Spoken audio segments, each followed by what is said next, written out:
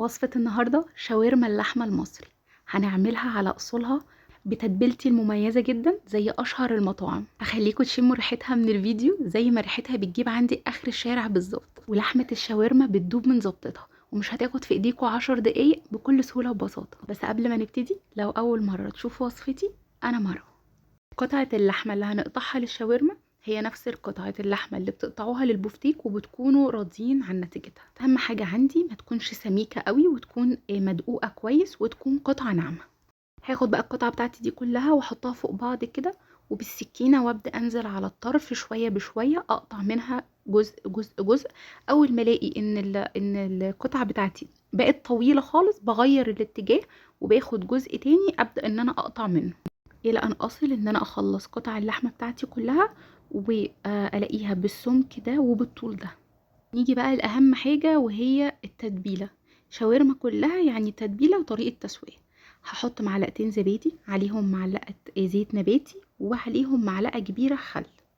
البهارات بتاعتي معلقه كبيره بابريكا، معلقه كبيره بهارات لحمه، معلقه صغيره كركم، معلقه صغيره قرنفل وشويه قرنفل كمان، ورشه صغيره من القرفه، ملح وفلفل، ورقتين لورا، شويه حبهان. دي بهاراتي اللي انا استخدمتها ومش هحط اي نكهات مختلفه تاني.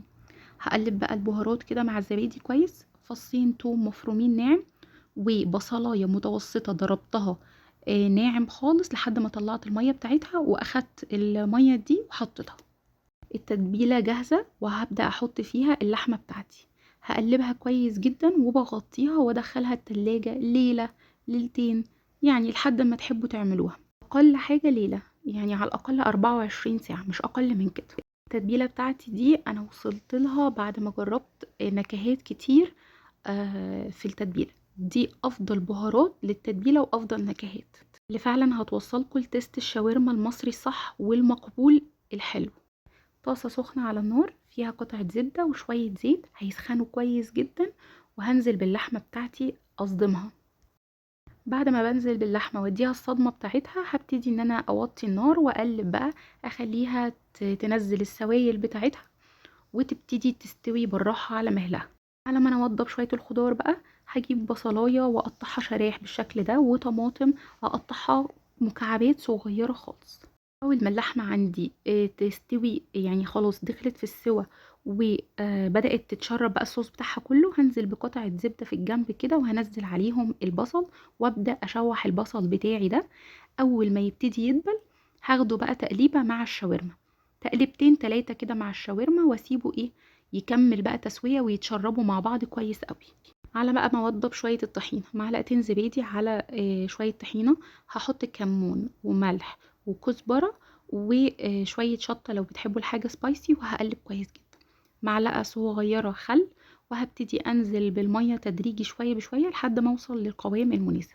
نخلي بالنا بس ان احنا الطحينه بتتقل شويه كمان بعد ما بنعملها. بعد بقى ما الشاورما بتاعتي اتشربت كويس، هنزل بمعلقه كبيره خل واطفي النار. ببدأ انزل بالطماطم بعد ما اطفي النار، مش بنزل بالطماطم والنار شغاله. وهنزل بشويه ورق البقدونس اللي انا مقطعاهم ناعم، وهاخد الشاورما تقلبتين بقى. الطماطم والبقدونس بيتبلوا من سخونيه الشاورما، لكن مش بخليهم يفضلوا على النار خالص. في مطاعم كبيره قوي للشاورما المصري بتحط ورق نعناع في التتبيله، او ورق نعناع دلوقتي بعد ما يستوي ممكن نعمل كده جدا، تبقى طعمها روعه طبعا للي حابب. الساندوتشات بتاعتي بقى، العيش نشربه من الصوص كده وشويه الطحينه، ونبدا نغرف وحطوا بقى طحينه ببذخ. شاورما اللحمه بتحب الطحينه. هقول لكم على حاجه كمان حلوه قوي. الساندوتشات دي بعد ما تعملوها، يعني الافضل ان انتوا تعملوها قبل الاكل مثلا بربع ساعه، علشان تكون الشاورما والعيش شربوا من بعض كده وبقت الساندوتشات طريه. ألذ شاورمه لحمه ممكن تجربوها على طريقتي وعلى ضمانتي. انا كده خلصت وصفتي خلاص. ولو عجبتكم وصفة النهاردة ما تنسوش تعملوا لايك وشير للفيديو عشان يوصل للحبايب وحبايب الحبايب، وما تنسوش تتابعوني على الفيسبوك واليوتيوب عشان يوصلكم كل جديد اول باول. اشوفكم على خير في فيديو جديد ووصفة جديدة، والف هنا وعافية على قلبكم وقلب ولادكم مقدما، ومع الف سلامة، وباي باي.